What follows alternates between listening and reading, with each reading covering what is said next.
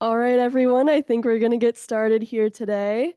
Welcome to the Forward in Energy Forum. We appreciate everyone joining us today in the room and online. My name is Lulu Fregoso. I'm one of the Education and Outreach Assistants at the Wisconsin Energy Institute at UW-Madison.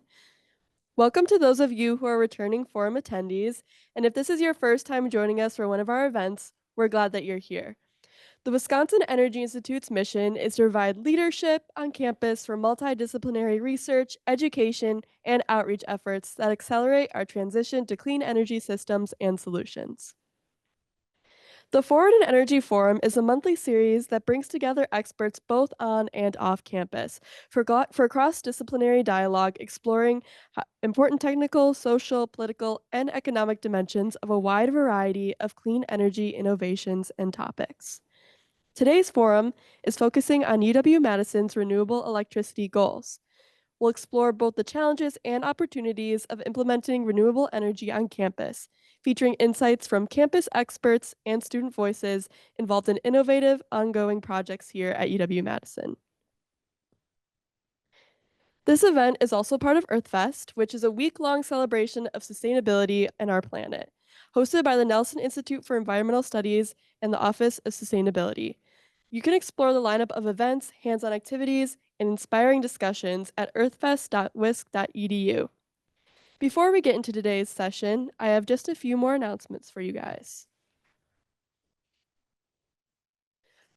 First, we want to acknowledge that the land that WEI occupies, as well as all of UW-Madison, is the ancestral home of the Ho-Chunk people, who have called this land Taisho since time immemorial. We recognize and respect the inherent sovereignty of the Ho-Chunk Nation and the other 11 Native nations within the boundaries of what we now call Wisconsin. Please take time to learn more about and support the efforts of tribal nations in Wisconsin and beyond who are leading the transition toward clean energy and just energy systems. While this is the final forum of the semester, we do have more exciting events that we'd love to see you at. Save the date for our Green Cities, Green Students Resource Fair this Friday from 3 to 5 p.m. at Science Hall here on campus. And additionally, we have UW Family Gardening Day, which will be taking place next Saturday, May 3rd. We hope to see all of you there.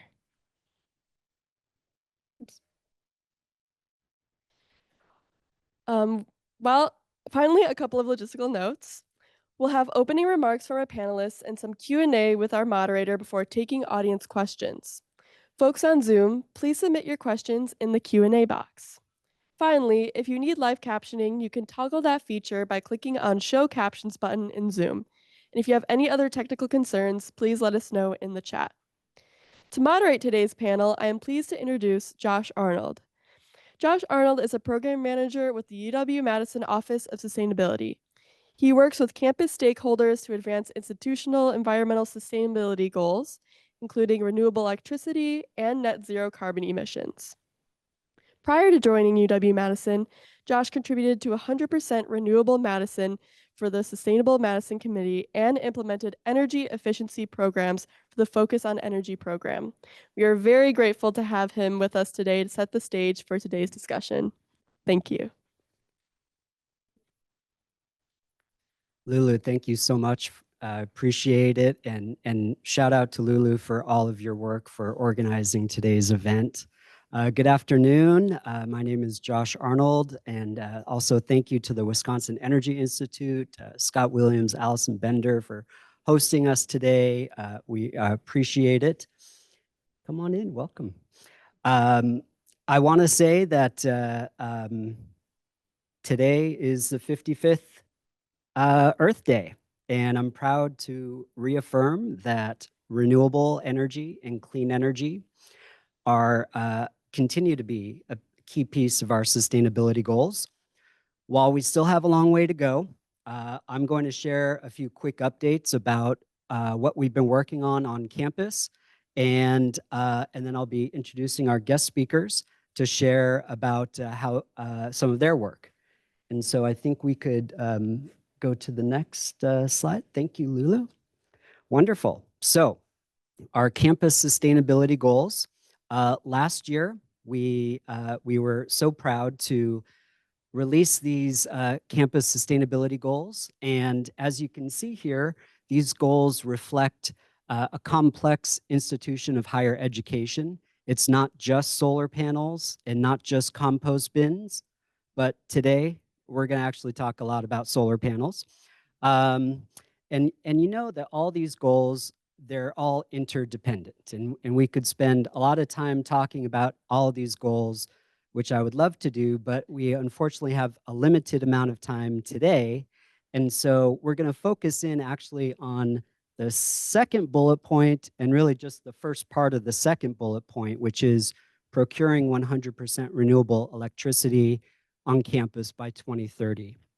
And why are we going to do this? Well, just to refresh everyone, you all know this already, but promoting renewable energy means promoting a clean energy workforce. It means supporting local jobs right here in Wisconsin, benefits to human health, helping us save billions of dollars in avoided healthcare costs, promoting equitable solutions towards a just energy transition, reducing Wisconsin's energy deficit, creating revenue for local governments, for rural landowners or farmers, contributing to state goals like the Wisconsin Clean Energy Plan, and contributing to carbon goals like the 2015 Paris Climate Agreement and the United Nations Sustainable Development Goals.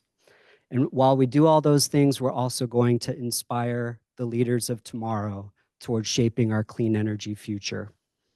So before we get to where we're going, we need to know where we are and where we came from. And that brings us to the Green Power Partnership and Green Power Markets. This is a program that our campus has been reporting out to voluntarily since 2011. And what you see here is a reflection of this program is the types of renewables that this program acknowledges are wind, solar, and biogas. And these numbers here don't reflect contributions from our utility partners. The most important thing about what I want to show here is that 2012 to 2019, you can see that our campus was at about 15% renewable, not including any of the utility contributions. And then in 2020, things started to go down, started to go in the opposite direction. And that's because some of our contract agreements that we had entered into earlier in 2007, 2008 started to fall off. And then you can see how some of our recent work with MG&E and other groups has started to increase the contributions. So while we would like to see a higher percentage, and trust me, we will get there, and I've got some more information to share next, the most important thing that I wanted to share is that that this program is also going through some updates, and our campus was recognized as a top 30 contributor in 2024. Some of the program updates, though, that are coming include opportunities for campuses like ours as large electricity users to work with electric utilities to have our utility contributions tracked as part of this. In addition, other things that this program is looking at tracking are things like allowing for advanced nuclear to be included as part of this utility mix. And the program is looking at opportunities for customers to consider place-based or time-based types of renewables. So you can consider this kind of a sort of a where we've been and where we currently are, but not necessarily where we're going. We have an interesting clean energy journey I'm going to share about in our next slide and tell you a little bit about some of the specifics on where we are, what we've learned, and that'll set the stage for where we're going. Great. Thank you, Lulu. So you can see here 4 different examples of different projects that our campus has worked on over the years. And you can see how this sort of defines what we're referring to as our clean energy journey. I'm going to start with financial instruments. So back in 2007, 2008 timeframe, this is when the state of Wisconsin Department of Administration uh, worked together to develop an RFP, and that resulted in two wind projects, Forward Wind and Shirley Wind. So Wisconsin-based wind projects, and also participation in two utility green power programs. And that suite of projects, those financial instruments are what we were in the previous slide kind of showed us, got us to that 15% threshold. So what did we learn from those financial instruments? Well, we learned that not all the financial instruments are the same. Utility green power programs, lower cost per unit, um, higher cost per unit for the Wisconsin-based wind projects, but those wind projects also include co-benefits, if you will, economic development, revenue for local governments and for landowners in the area, green jobs in Wisconsin. And these wind projects continue to be popular locations for field trips, for educators and for students. The other thing that we learned from this, from these financial instruments back in 2007, 2010 timeframe is that these agreements were a bit ahead of their time, especially for Wisconsin. And if we pursue more financial instruments in the future, one of the things that we're going to do is um, with the extra experience that the community has in Wisconsin and professionals around the Midwest, we're able to apply some additional due diligence to future financial instrument agreements. And that's going to help us make sure that agreements are structured so that they benefit our institution for the long term. The next part of our journey has to do with facilities, rooftop solar at facilities. So UW-Madison is no stranger to solar energy.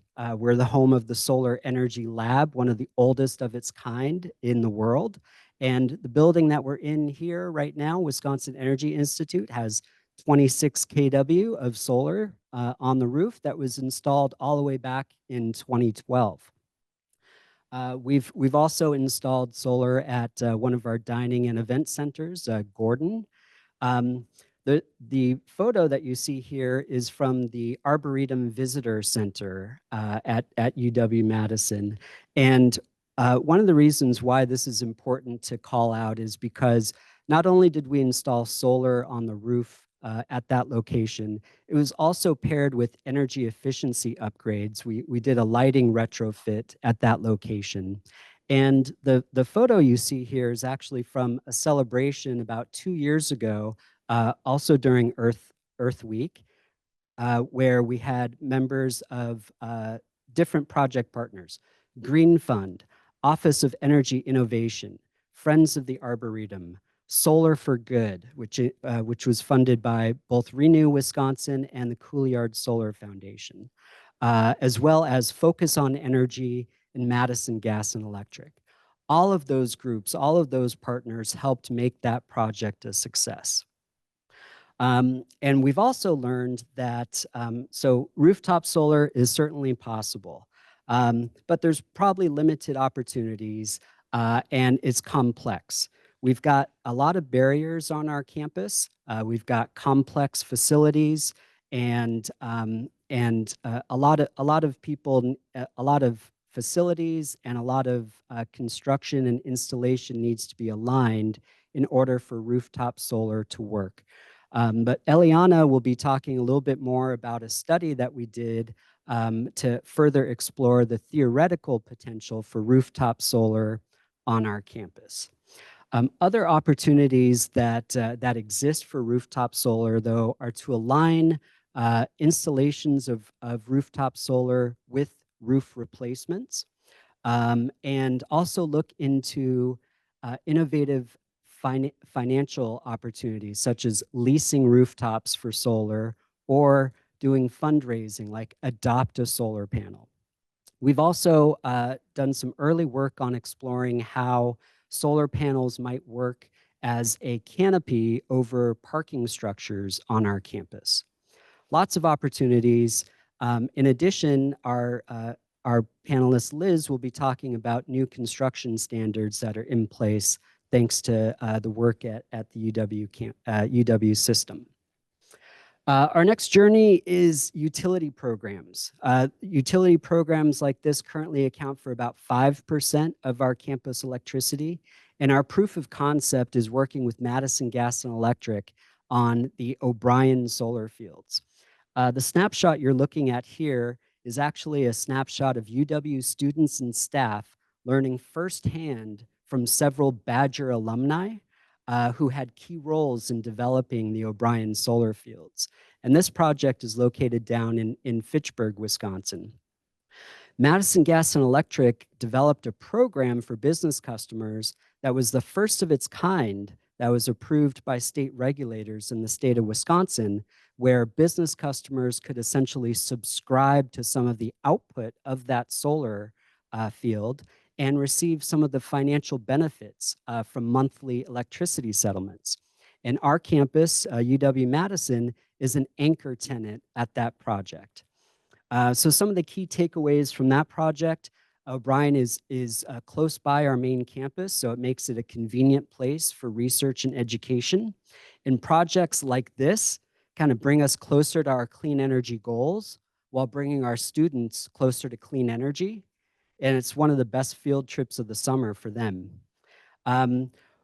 With UW-Madison, we actually have operations all across the state of Wisconsin. And because of that, while MG&E is our primary electricity provider, certainly for the main campus, we actually work with 3 different investor-owned utilities and 10 different municipal or public electricity providers. And what we found is that talking with each of those electric utilities or electricity providers, many of those groups have similar goals and targets as UW-Madison. And that provides us with lots of opportunity to work together towards similar goals. And we're very grateful for all the work that we're able to implement with our utility providers. And a special shout out, we've got Mark Lydon in the office, in the room today from MG&E, and thank you for being here, Mark.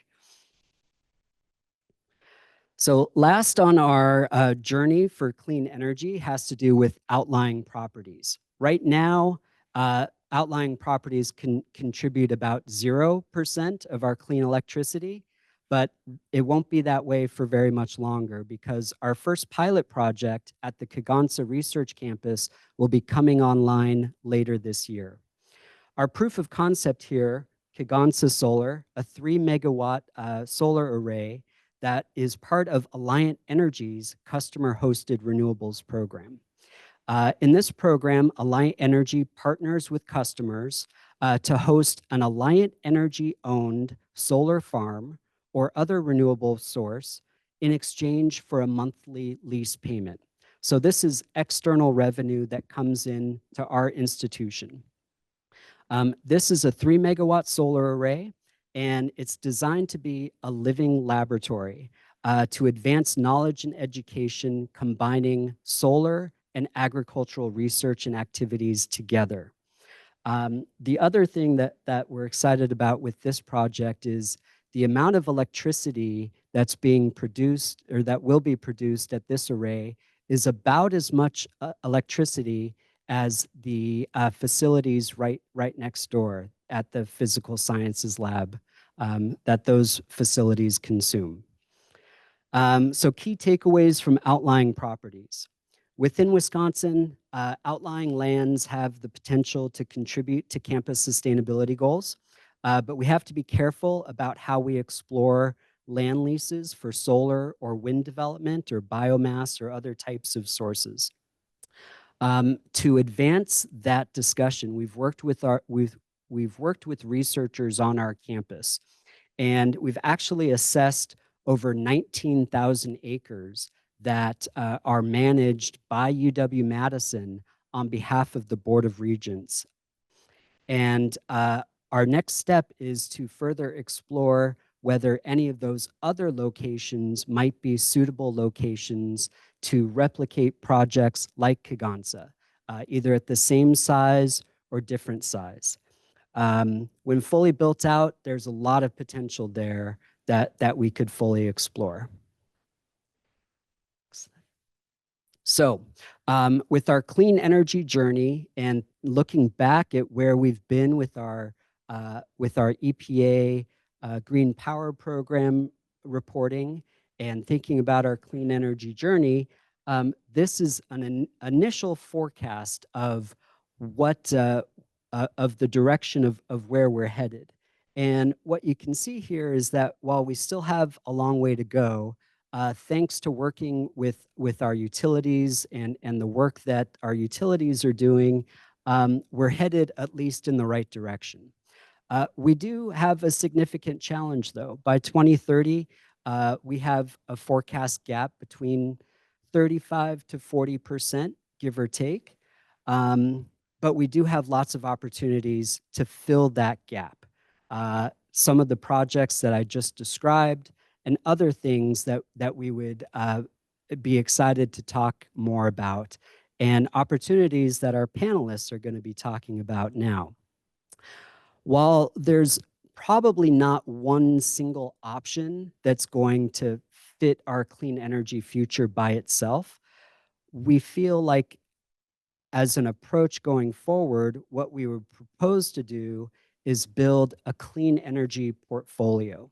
And this clean energy portfolio might include different combinations of the projects I described earlier and other types of products or services that advance our institutional mission, because we want that clean energy portfolio to have the Wisconsin idea top of mind. How we meet the goal in 2030 may look different than how we meet the goal in the future. We think of 2030 as the initial target, not the end. And so it may be the case that the mix of our clean energy portfolio in 2030 looks different over time as we continue towards our 2048 target, which is also the 200th anniversary of the founding of the institution. Most importantly, we're going to need to constantly reassess this portfolio because Wisconsin's energy market is rapidly changing, and products, services, technologies that are available today, there may be new types of services available in the future. What it comes down to is the people that we have here in this room, online, working together to continue to advance clean energy with the Wisconsin idea top of mind. So thank you for allowing me some of these initial thoughts, and I'm excited to introduce our panelists next.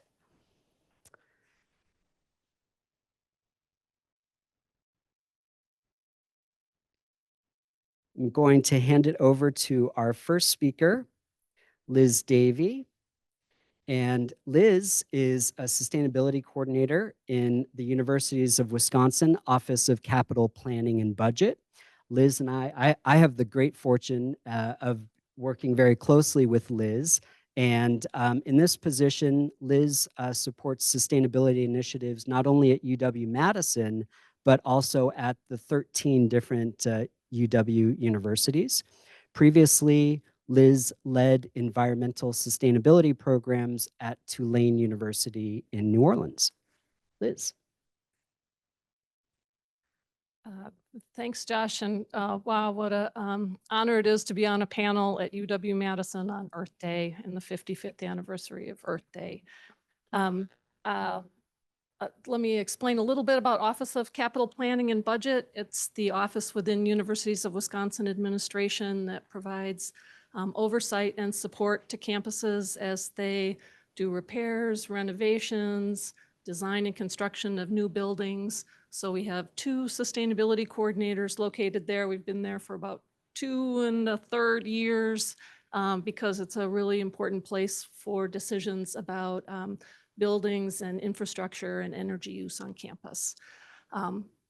But we have, and we also provide support to the 13 universities in all their sustainability activities. And it's just amazing what is happening across the UW universities in terms of sustainability, how there's a strong sustainability program at each campus.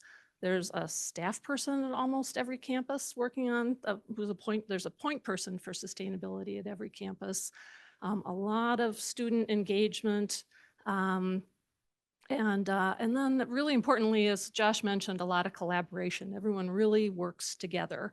And so I wanted to start, this is probably usually my last slide, giving our website, but I wanted to make sure everyone saw where the universities are that I'm going to give some examples from, and then also let you know if you'd like to learn more about the programs at these universities, there are links. And then there are also, there's more information about our working groups and our annual meeting for that everyone across the universities of Wisconsin is invited to join in. Okay, next slide. You know, a lot of work in renewable energy across the UWs has been going on for a while, and Josh gave some examples from UW-Madison. We put together, we called it a renewable energy tracker, that the 2 of us and some others, to just try to do an inventory of the renewable energy projects that had happened. So it's just like a list. And it's about 60 planned, existing and planned projects, and some go back a couple decades. Yeah. So these are the recent solar projects that have been placed in service. And actually, it's not even really an inclusive list. It's notable projects that have come online. A couple things to note, several came on, were placed in service in 2023, 2024. So we had projects that qualified for the tax credits, the Inflation Reduction tax credits in the first year that the tax credits were available. And the UW administration is going to file the tax returns sometime in the next week or 2. I think the deadline is the absolute deadline is May 15th. So that we've had the opportunity to set up that administrative process to take advantage of these tax credits for those projects. And then we have a number of projects coming online this year. And I just wanted to include some pictures. These are the only pictures I'm going to show, but just for those of you who really don't have a sense of what we're talking about when we talk about megawatts, the Platteville project, 2.4 megawatts there in the upper left. Though I am very sorry to say that there was, I don't know if people even heard, there was a hailstorm in Platteville on Friday morning. They had baseball-sized hail. And so if you'd like to see some incredible drone footage of this array, you can see for yourself the damage that was done by the hailstorm. I don't have any news on the operation, how it's affected the operation of the system, and then we're going to learn a lot about repairs, obviously, and then that process going forward. But that, you know, very significant large array on the edge of campus. I believe the initial design was done by engineering students at Platteville. And then just to give a sense of the size of a building project, Josh mentioned a couple. This is one of the 2 arrays that was part of the recent Stout project. That's 140 kilowatts. So I just made it 0.14 megawatts. So you can kind of get a sense of the scale as we talk about some of these projects. Okay, next slide. Okay, so I have a framework that's very similar to Josh's, except I put everything in different sides and use different terms. Okay, so I'm going to try to just point out. That is exactly Yeah. the same. Yeah, other than that, it's exactly the same. But yeah, so that in my framework, I move from on the left side, do you guys want this too, or the slide too? You've seen it. On the left side are um, the, well, I forgot to say, how did campuses do this? How are campuses doing these renewable energy projects? And so this framework shows how the different UWs have gone about bringing renewable energy to their campus, or procuring, acquiring renewable energy or renewable energy credits. So on the left side, I have the on-campus, what Josh called the facilities projects. And then in the middle, I have nearby. And these are the pathways that campuses have pursued, largely with utilities, what Josh called utilities. And then on the far right here is the projects that could happen anywhere, and that's the financial instruments, okay? So I just want to explain a few of these examples because I think they'd be useful for thinking about for UW-Madison. So starting on the left there, the energy saving performance contract.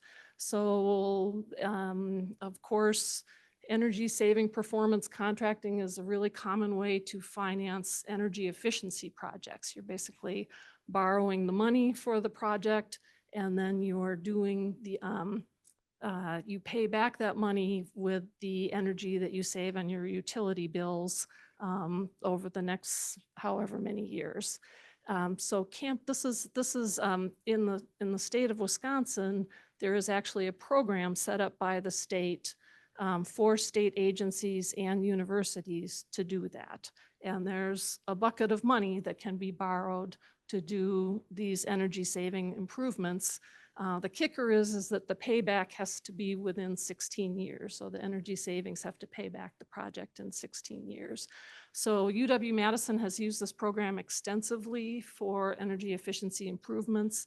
And then in recent years, other campuses have used this to fund solar projects. So the Platteville project, the UW-Platteville project was funded in this way. A large 2.09 megawatt array that just came online at UW Parkside was funded in this way, built on an unused parking lot. And then UW Stout and UW Stevens Point did projects that combined building improvements with the rooftop solar. So using the kinds of energy efficiency improvements that have a short payback, like lighting improvements, to help, to go in the package with the rooftop solar to come up with a portfolio of projects that meet that 16-year payback and can access that funding. Okay, so that's one pathway or instrument that's available for renewable energy projects. Josh mentioned new construction. Of course, the best time to add a renewable energy system is when you're actually designing and building the building. In 2020, the Division of Facilities Development, which is that state agency that manages the design and construction of state facilities, they release sustainable building guidelines. Those guidelines have a requirement that 1% of the building's energy use, so energy use, not electricity use, but total energy use, be supplied by an on-site renewable energy system. And then they also had a requirement that the roof be made solar ready, okay? And then have pretty detailed description of what that means. Universities of Wisconsin over the last 2 years has been working on sustainable building guidelines that would apply both to the state funded projects, but then also projects funded by gift and grants. So basically would apply to all new buildings and major renovations. Most of the actions are the same as in the DFD guidelines, but looking at that renewable energy guideline, it just made sense to increase that to, installing solar on the available roof area. If you're going to install 1% of the building's energy use and make the roof solar ready, to just go ahead and put the system that's appropriate to that roof on the building. Okay. So the projects on campus now that are under construction, they're under that DFD guideline. And then in the future, they'll be either solar on available roof space, or it has to be 5% of the building's energy use be provided by on-site renewables. Okay, next moving into I'm gonna just hit the last two on the top. Utility programs. The idea here is purchasing renewable energy from the utility that's the energy provider for the campus. The trickiness here is that the campuses have different utilities, and the utilities have different programs. So it's something that's not available to every university and in the same way. But a really wonderful example of a project like this is UW-Eau Claire. They signed a contract to purchase 56% of the electricity generated by a new solar array that's just outside of Eau Claire, so not on their campus. And what they're going to see, the contract has a fixed price for their purchasing that electricity for a number of years. And then they get a price back that's set each year through a Public Service Commission process that's based on the cost of the utility generating the electricity. So that price will change each year. And if energy prices or the cost of generating electricity goes up over time, they will get that credit will rise in the future. So it's sort of a hedge against, they're procuring renewable energy, but it's also a hedge against rising electricity costs. And what was interesting is the motivating factor for this, for their participation in this program was the opening of a new recreation center that's a public-private partnership in Eau Claire. So UW-Eau Claire was one partner in building this facility. It's LEED Gold certified. It has geothermal heating and cooling, and the renewable electricity purchase matches the anticipated amount of electricity that building will use. Okay, so okay, and then the last, what is called among I put what's called among the sustainability people working for the UWs, the VPPA, the Virtual Purchase Power Agreement. This is about 10 years ago, UW staff, well, a number of folks in the UW universities had the idea of joining together to make a large purchase of renewable energy that could be anywhere in the world, really. And then, that's the same idea as the utility program, except not with the utility. So making the, signing a contract to purchase electricity at a certain cost for a certain length of time from a new development, and then receiving back a credit or the payment for that electricity that's based on market prices. So we're starting to see, other campuses had this idea at the same time across the country. And just in the last couple of years, a number of these kinds of purchases have been announced. There's a 9-college consortium on the East Coast. It's North Carolina and Pennsylvania are purchasing, I've got my notes here, okay. I get these numbers right. 150 megawatts from a solar project in Western Kentucky, okay. Harvard and MIT and Mass General, a hospital, and a number of Massachusetts nonprofits have announced an investment in solar and wind in Texas and North Dakota, around 400 megawatts. What we're seeing for public universities is a little bit different. They're purchases of electricity that will serve the state. So you have University of California made a large wind purchase, about 80 megawatts from New Mexico, that will have a transmission line taking it to California. And interestingly, University of Arkansas is signed what they're calling a solar services agreement with a solar developer.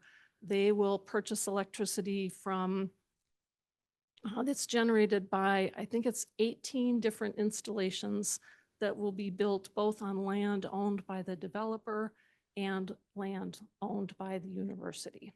Okay. So those are some examples of what other universities are doing for that sort of large scale renewable energy procurement. Okay. And just sort of an update on sort of where we are. Last summer, we did a solicitation, an RFP for renewable energy consultants. The idea was to identify a roster of consultants who could help the different UWs evaluate different opportunities, big and small ones that come up along the way. Though our intention was to bring on a team to help us do a planning, to help look at what the opportunities would be for this kind of collective, word they often use is aggregated purchase. So we do have a roster of 5 consulting teams now that are under contract and that are available to the different schools. But just with all the budget uncertainties, it just seems like a tough time to spend money on consultants for this, and we're looking for outside funding to do this kind of planning phase right now. So we're kind of in a temporary holding pattern, as we work to get this funded. So that's just some quick examples and updates, and I look forward to your questions and suggestions later in the program. Thank you so much. Really, really appreciate it, and thank you so much for your work. It has made such a difference to have you as part of the capital planning and budget office, as well as Hayden. It makes such a tremendous difference. So thank you. We very much value. Our next panelist, Hannah Stallman. Hannah is a senior studying Spanish and environmental studies with certificates in sustainability and public policy. Her time on campus has included many student initiatives working on clean energy projects, and she's going to share a little bit about her experience working with the Green Fund and also on Google Project Sunroof. Hannah, take it away. Yeah, thank you, Josh. Yeah, I have had a great working relationship with Josh and also Liz throughout my time here at UW-Madison, throughout my different clubs and, jobs through the student government and also through the Office of Sustainability. I've gotten to work with both of them on a lot of these projects. So yeah, first of all, I just want to thank you for the mentorship there. But yeah, I want to talk about the importance of student engagement and involvement in a lot of these projects. As you know, Josh and Liz has pointed out, we have lots of big projects that we need to, okay, can we go to the next slide? Sorry. Next one, maybe, the Green Fund one. Oh no, these are out of order. The Green Fund slide. Maybe keep going. Oh, keep going, over. Oh, keep going. Well, I'll just, it's okay. It's okay. I'll improvise. But yeah, so one program that we have on campus is the Green Fund, which is a program that is funded through the Office of Sustainability that supports student ideas and sustainable projects. I have been a part of many different Green Fund projects throughout my time here.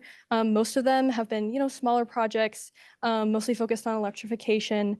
As many of you have seen, our lawnmower fleet has completely switched over to electric lawnmowers, and I was a part of a project that was getting electric lawnmower at the Arboretum. I was also part of a project that got a bicycle station at the Arboretum to increase access to students to the Arboretum. So a lot of these smaller projects may not seem like they mean much in the grand scheme of things, but those smaller projects are important. Every little thing moves the needle a little bit more. And there are also other benefits to these projects other than just, increasing our amount of renewable electricity that we have. For example, the electric lawnmower project helped to reduce emissions, first of all, and also exposure to particulate matter for students and grounds workers and things like that. And as I've mentioned, the B-Cycle project increased access to students to the Arboretum. So yeah, I just wanted to highlight, and this is another possible project that we could have on campus. This is something that other universities have implemented. You can see kind of on the left, it is a solar umbrella that would also be a charging station. So we've seen these at other universities and students tend to use them. I think they're also at the Align Energy Center, I think, or like their office space. And you can plug in your devices, students can work there, also provides shade, and then it charges itself. So these are examples of some things we could have on campus, things that, are on campus so students can see. A lot of these other bigger projects are, off in the distance on our procured land, and a lot of students may not, see those ever or hear about those ever. So some of these smaller projects that are actually on campus are definitely important as well.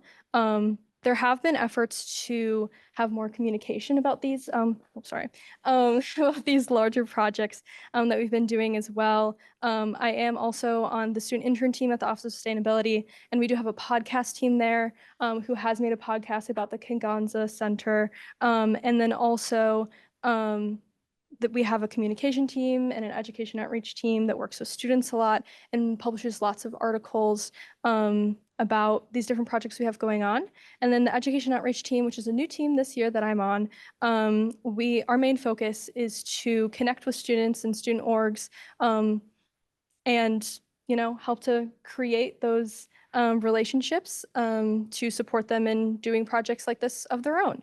But obviously the Green Fund can only go so far because it has a limited budget, and larger solar projects cannot be funded by the Green Fund. So I think Eliana is going to talk about Google Project Sunroof, which is another program that I was involved in as well. And that's kind of a project that could have some larger impact, get some more megawatts of solar on campus than these little solar shelters. So yeah, I'll pass it on to Eliana. Hannah, thank you so much. Really appreciate it. And there's nothing more distressing than when a slide goes missing in front of an audience. So Hannah, way to rock it. That was amazing.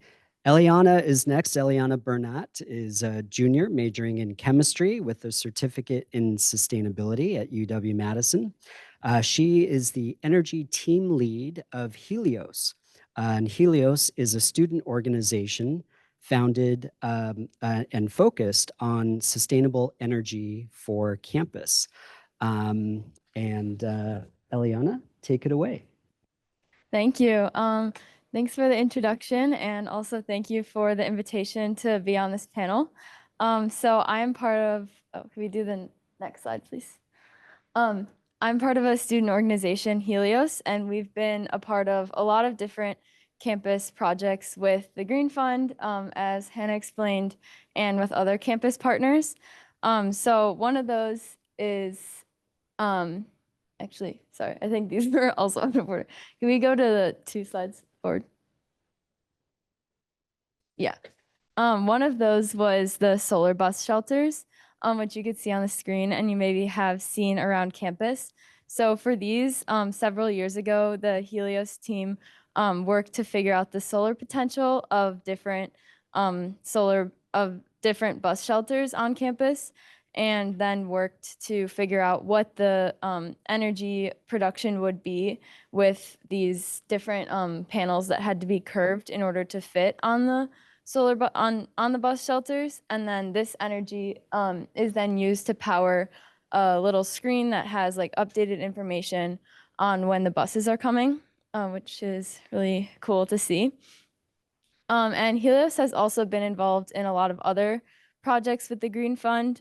So we've done a lot of lighting retrofits, so helping to transition fluorescent lights to LEDs, and also adding motion sensors, which improves energy efficiency, so reduces energy use of the buildings. And we've done these a lot, several projects with UW housing, so in the dorms and elsewhere, like the campus greenhouses.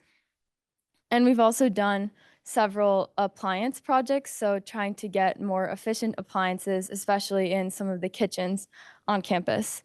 And Helios also does some outreach. So this semester, we were working with the Arboretum, which we have previously worked with to do the solar array that Josh mentioned earlier. And we're working now on an exhibit that would go in the visitor center to kind of teach about how solar works and about the solar installation there. Then if we could go back 2 slides. Thank you. And then Helios has also been involved in some of the data about solar, along with other campus, other student organizations like CLEAN and the Office of Sustainability interns. So this is showing Google Project Sunroof, which is a software where you can see the solar potential of different buildings. So here you can kind of see where the bright yellow is like really good solar potential, so very sunny. And then there's also like darker areas that are not as good. So if you can go forward, please. So this is kind of a little snapshot of where the areas with biggest roofs that are good, like sunny roofs, and that would be good for putting solar. And then this semester, Helios has kind of taken that a step further to look at a more detailed analysis of some of the facilities that are being prioritized. And we used a software called PV Watts, which is from the National Renewable Energy Laboratory. And this was just to look at the priority facilities. And I want to emphasize that like it's great to have this data, and it's definitely necessary to see kind of the broad scope of things, but it's also important that this gets transitioned to action, just like we've done for a lot of the smaller projects with the lighting, where we've calculated the energy impacts, calculated the cost savings, and then we've been able to implement them. The same thing needs to happen with a lot of these bigger projects and with solar energy. And I know that like Liz and Josh both talked a lot about the pros and cons and kind of the different ways that we can meet our renewable electricity goals. And I think that we should really be prioritizing and focusing on the most impactful projects that are really going to be accelerating this transition to renewable energy. And for me, this means like these local projects like the O'Brien Solar Field and like the Kagansa Station that are really like building new solar energy and helping this transition. And even in these uncertain times, this transition and these issues still need to be prioritized, because the climate crisis is not going anywhere unless we are taking action. And the university has a lot of power to make these changes. So I'm excited to see where the university continues to implement these projects in the future. Great. Thank you, Eliana. And let's just take a moment and recognize our speakers here with a round of applause. Really terrific.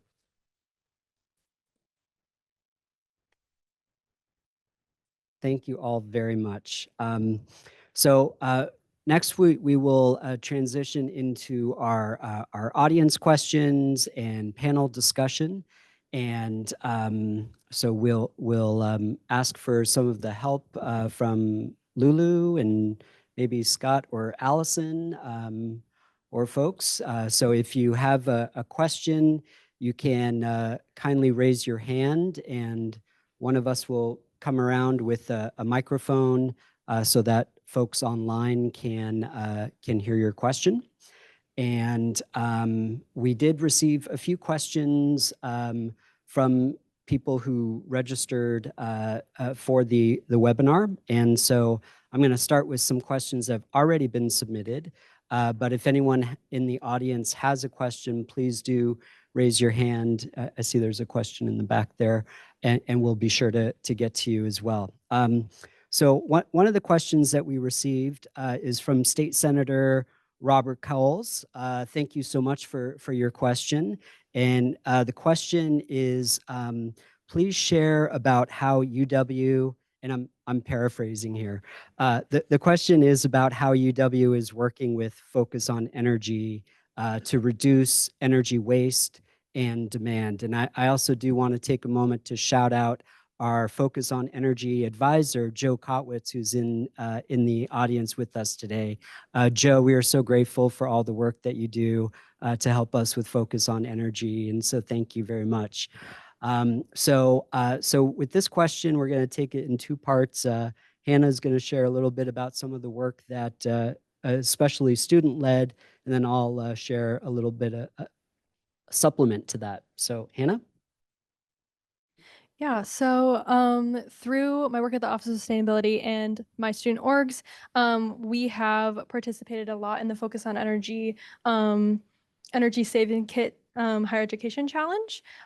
So we tend to push that out. I think it's every October that happens. So we tend to push out, advertising about that, and then make sure that students know that they have access for free to those energy saving kits, which, if you guys don't know, they include like energy efficient light bulbs and water efficient shower heads and things like that. So that is one thing that we do on our end, but I know Josh has a lot more to add to that as well.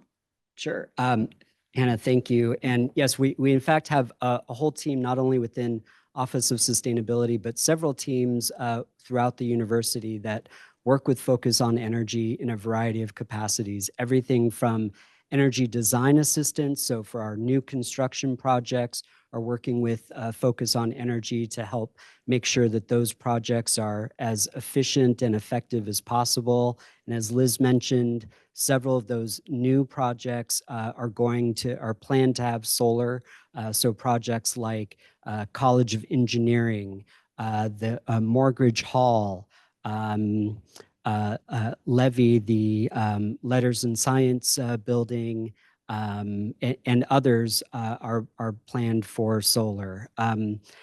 So we work with Focus on Energy in that regard, but also lots of things that you don't see. One thing in particular, steam traps. We have gone through, thanks to our physical plant, and a shout out to that team. That team has gone through and looked at steam traps throughout campus, surveying and replacing steam traps. So altogether, we've saved over 1.4 million kilowatt hours of electricity working with Focus on Energy. And last year, our campus earned over $250,000 in financial incentives working with the Focus on Energy program. So again, a lot of work that's happening with Focus on Energy. So I know we have a question from our guest in the corner. So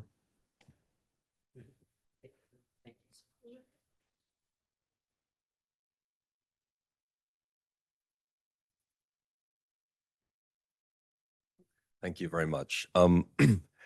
Yeah, thank you for a terrific conversation on obviously a topic of critical importance.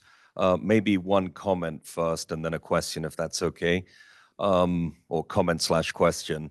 I believe that by 2030, we're trying to achieve 100% renewable, and by 2048, we're trying to be net zero.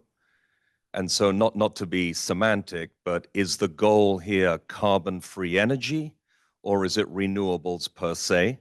This is actually very important because carbon-free energy is one thing, renewable energy is actually another thing. And so if it's strictly speaking carbon-free energy, CFE, which is how I think about these topics, then of course we all need to acknowledge that there are existing and emerging generation technologies which are 0% carbon and also 0% emissions when it comes to air quality and other metrics we care about. So that's one comment. Another comment is just to recognize that far and away the most cost-effective way to abate carbon is to not consume energy in the first place, energy efficiency and energy conservation. And there was certainly a slide that talked about that. I think that is very important going forward. And then I guess my question is around the financial agreements that have been entered into that account for much of the 15%, I believe, from the graphic you showed. Are those the VPPAs and the RECs? Is that correct? Well,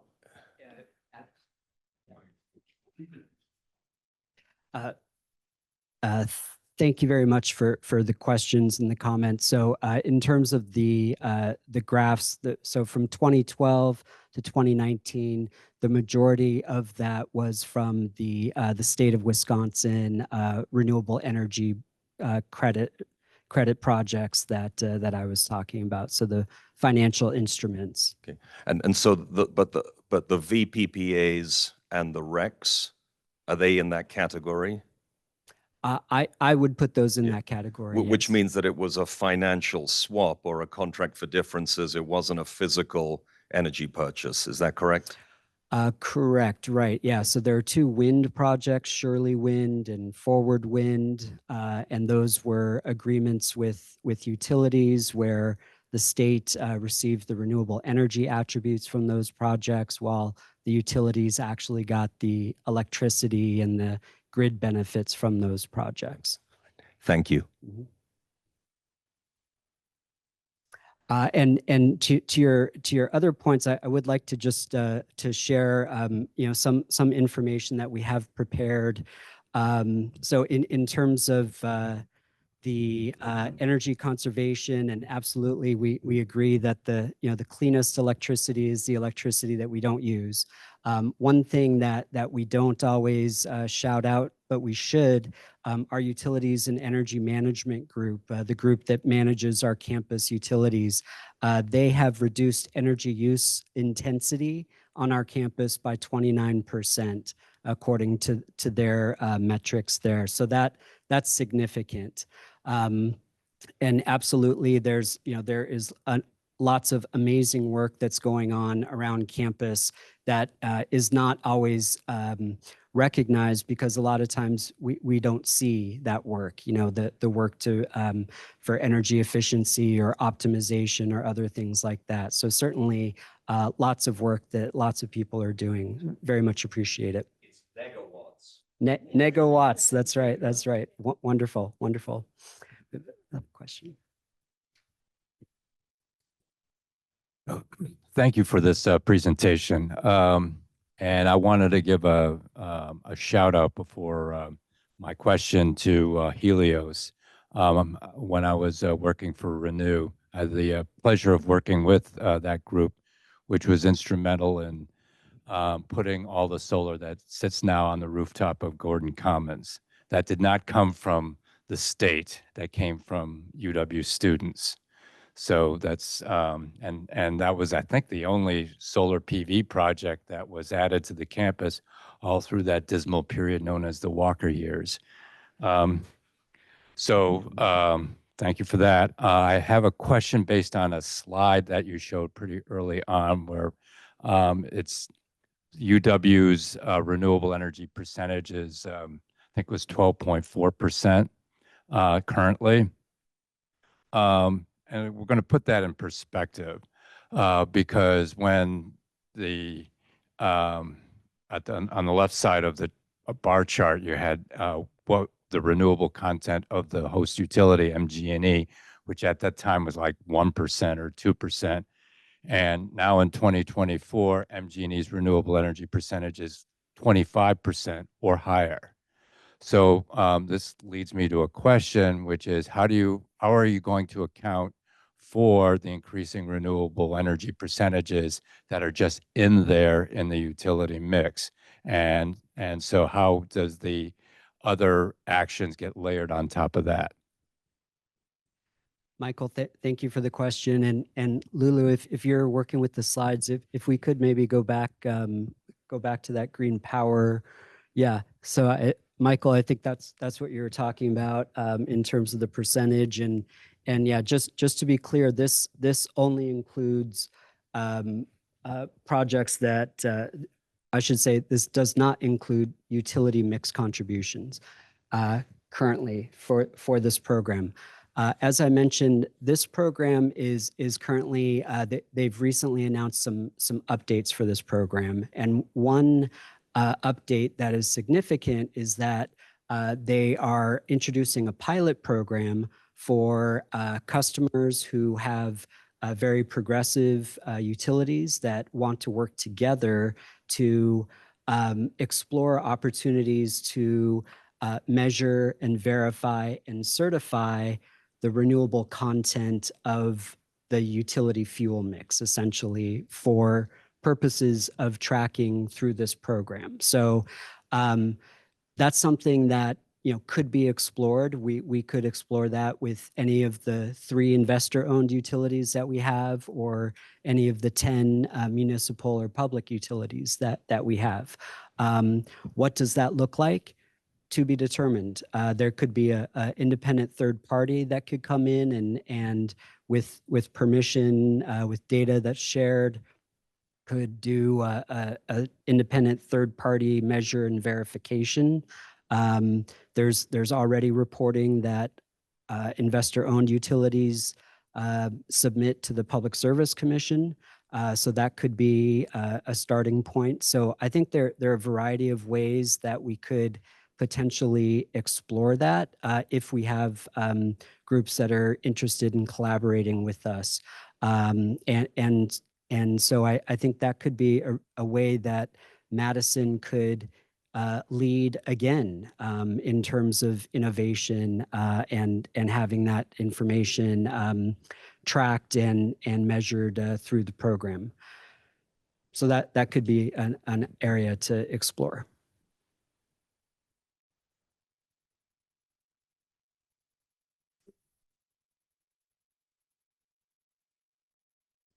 Hi, thank you. Kind of jumping back to that first question a bit. So, sorry, Lily, do you mind going forward to that forecasting slide? I'm just curious on this metric. Is this for peak demand, especially when we're talking about renewables? That I guess that really matters. Are we talking about mean over the year, or the peak demand that we're experiencing that we're meeting with renewables? And if it's that kind of average demand over the year, how then looking forward to 2048, what's the current plan for getting rid of our natural gas and going to net zero in total if we can't meet that with renewables?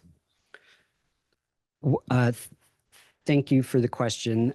So this model, and I should mention, around this time, this is a perfect time to mention the famous quote from George Box on campus that says that all models are wrong, some are useful. This model is intended just to show our from today to 2030. And the 2030 target is really using the Green Power Partnership definition of renewable energy and sort of an annualized volume perspective. So this is not a 24/7, 365 kind of model. This is just a very simple, we use X amount of kilowatt hours, and we're going to work with our utilities and continue to advance our own renewables, and the amount that's consumed will equal the amount of renewables that's our target. That also addresses, Max, your question in terms of how does renewables plus how does renewables in 2030 play out to net zero emissions by 2048, and understood that those are different things. So this is sort of a simple diagram for showing, our gap now and our expected gap by 2030. And so our initial target by 2030 is, how can we significantly increase renewable electricity? It could also mean that that we explore, just as the Green Power Program is exploring, including advanced nuclear, for example, as an option. That could be something that we could explore as well, because that's, many people think of that as carbon-free electricity, and UW-Madison is exploring those concepts, and we have wonderful work also happening in fusion energy, early research happening there. So right now, we don't, our crystal ball is fuzzy, right? We don't know exactly what technologies are going to be available and when they're going to be available. And that's why the concept of a clean energy portfolio is going to enable us to execute projects when they're available, when they align with our mission, when they align with the available budget and resources available, and keep our eyes and ears open for future opportunities as they arise. You also had a question about campus emissions, and thinking about, I think your question was about our district energy system. We have a separate study that's looking at opportunities for what I would consider to be deep decarbonization. So looking at opportunities to reduce the carbon associated with heating and cooling on campus. So that's a study that's being implemented, and sort of a set, there's plenty that we could talk about with that study as well, but we probably don't have time to do that right now. But I would invite anyone who's interested to learn more about that. Please feel free to follow up. We've got lots of great information about the work that's happened for that.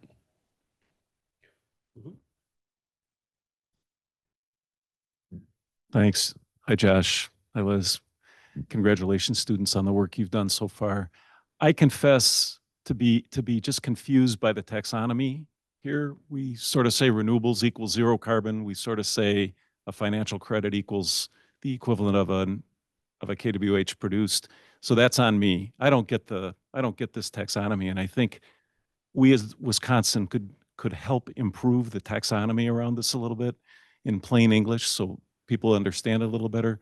But the one thing I know for sure is that we continue to compare a continuous load against an intermittent source, and we say they're 1 for 1, and they aren't. So the question, Liz, is how much storage have you bought? How many megawatt hours of storage have you bought, and how many do you need? Well, that's a great question, though. On campuses, of course, when you add solar to a building, you're kind of taking the edge off the building's energy consumption. So I think that there has been, you're going to, when you install a solar on a campus, you're going to use it, whatever hour it is. So I think that that's been the argument for not including it in building projects at this point. So I guess I can't tell you. I don't think there is any storage on the UW universities. I recognize that we have many technical experts in the audience. We have had many conversations, Mr. John Nelson, Max Duckworth, Michael Vickerman. We Paul Wilson, we can go out and have some beverages after.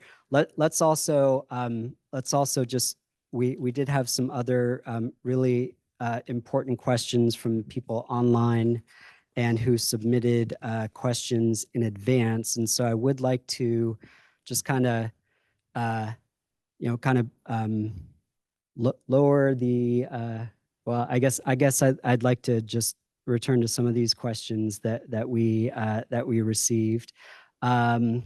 So there's a question from an engineering student who was interested in learning more about Helios. And Eliana, maybe you could share a little bit more about how students could get involved with Helios? Yeah, thank you.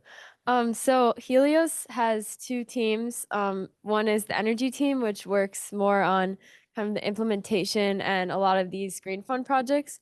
And then we also have an engineering team that works on building things and outreach. So the engineering team has done things like build a solar microgrid, and that's been used for a lot of our outreach events. So there's definitely a big space for engineering students to be a part of these renewable energy projects too.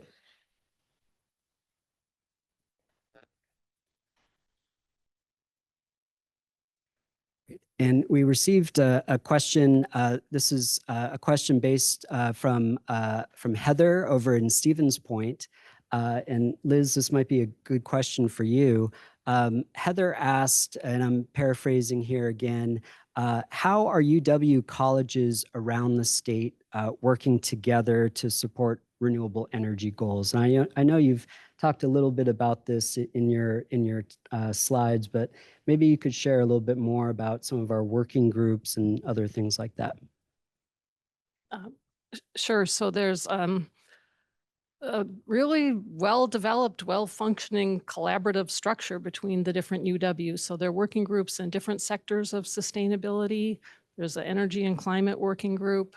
It does include staff, students, outside professionals as well. The working group set goals for themselves each year that kind of culminate at the annual meeting where they're sort of shared with the larger group. Progress on the goals is shared with the larger group, and feedback is gathered from the folks who are attending, including a lot of students at the, to then set and develop goals for the upcoming year. And the groups can also address opportunities that come up. These groups are welcome if any of you would like to join them. They're pretty loosely structured in that people join and then leave, so that they're not a huge commitment. And then there also are monthly calls that are open to anyone to just hear what's happening in the different sectors of sustainability across the UW universities. So there's information on our website of how to get involved. There's also a listserv, which really doesn't have an awful lot of activity, but that's an easy way to keep up on events as well.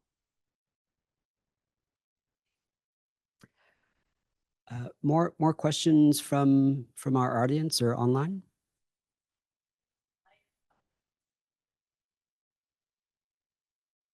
Maybe a question for Hannah. They're wondering if the solar umbrellas have battery backups or if they can be used during not sunny times.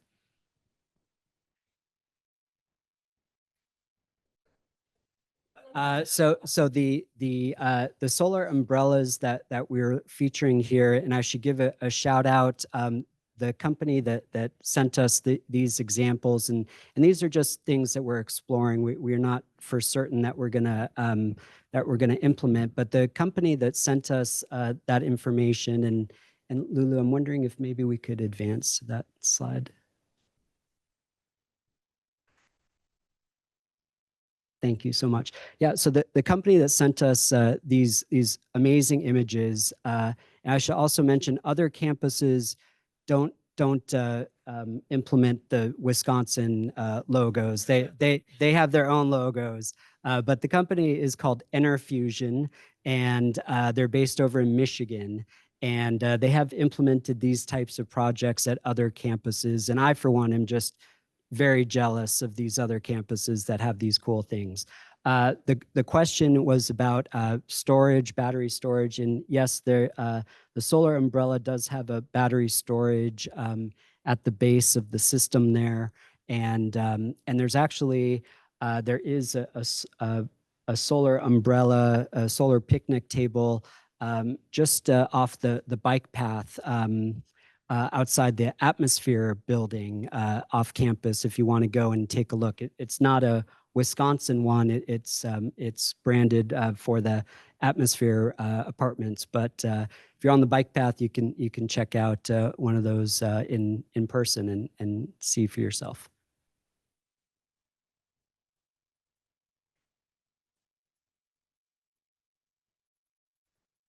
So I'm going to maybe predictably follow John and Max and maybe Nick, but maybe a philosophical question though, right? We've had great discussion here about how student and there's sort of this instructional student engagement aspect to this.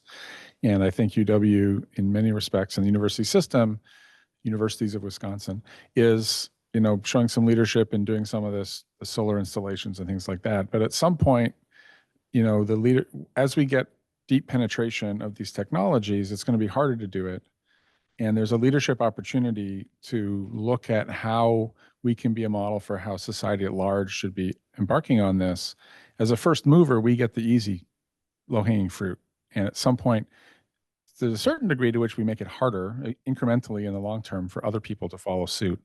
And so to what degree does our campus or the universities of Wisconsin look at this as an opportunity to be a thought leader in how this should happen across the state, rather than picking the low-hanging fruit to be the first movers and rely on the fact that the rest of the electricity system is going to back us up when we need it?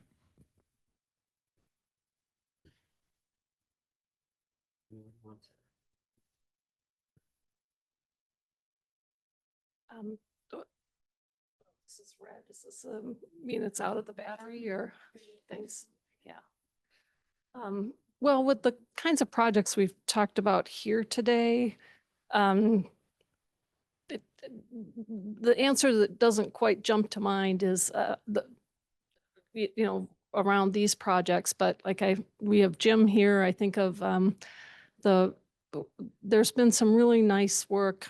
Of course, one of the main reasons, as the students have talked about, is to create these learning opportunities, faculty research opportunities. So, we have had schools pretty aggressively pursue grants to try to combine faculty research and campus upgrades.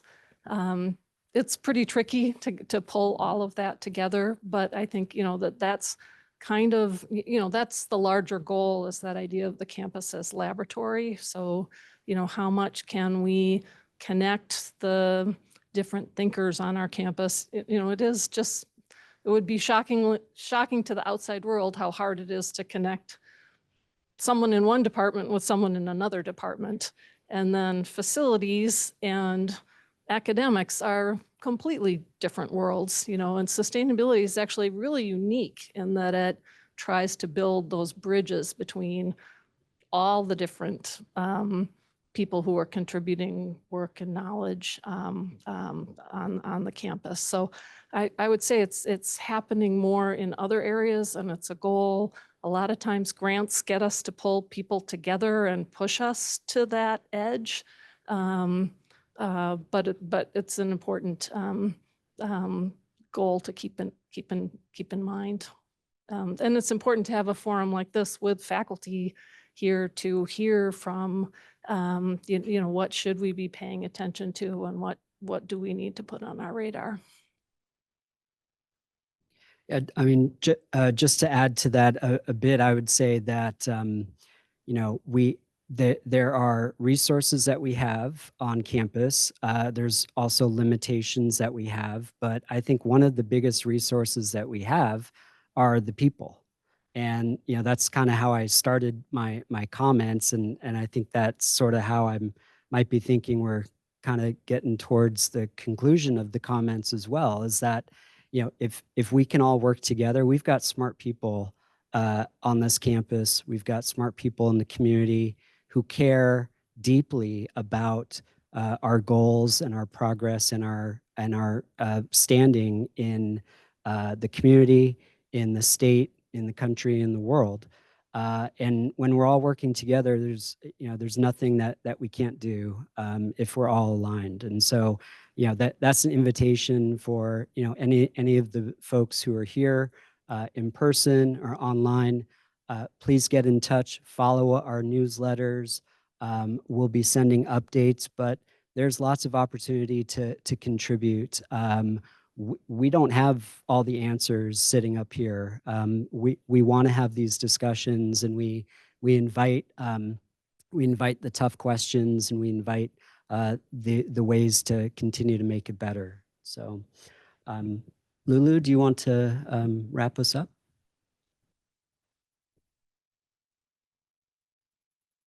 Yeah, so one final round of applause for all of our speakers today. Thank you guys so much. Here we have 2 QR codes, one for the Wisconsin Energy Institute newsletter, one for the campus sustainability newsletter. I'll give you a few moments to scan those if you're interested in staying updated and in staying in touch.